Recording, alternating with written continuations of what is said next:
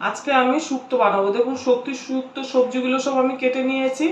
এইরকম যা যা সবজি লাগে আমি সবই কেটে নিয়েছি। এবার আমি শুক্তোটা আমি বসিয়ে দিয়েছি, কড়াটা আমার গরম হয়ে গেছে। এবার আমি এতে তেল দিয়ে দেবো। তেলটা আমার গরম হয়ে গেছে, এর মধ্যে আমি একটু সর্ষে ফোড়ন দিয়ে দেবো। এবার এর মধ্যে আমি সবজিগুলো দিয়ে দেবো। ভাজা ভাজা হয়ে যাচ্ছে, এর মধ্যে আমি মশলাগুলো দিয়ে দেবো। একটু জিরে গুঁড়ো দেবো, সানরাইজ শুক্তো মশলা, দেখুন সানরাইজ শুক্তো মশলা এটা দেবো। নুন দেবো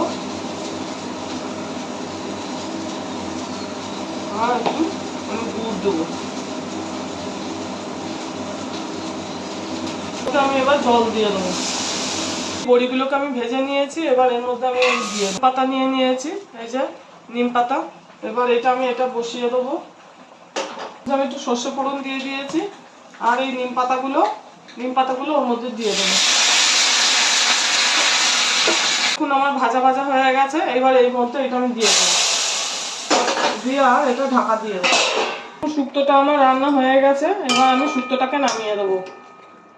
দেখুন শুক্তোটা আমার বানানো হয়ে গেছে। যারা রিচ পছন্দ করে না তারা এইভাবে বাড়িতে বানিয়ে করে খাবেন, ভালো লাগবে। আর আমার চ্যানেলটা লাইক, সাবস্ক্রাইব আর শেয়ার করে দেবেন।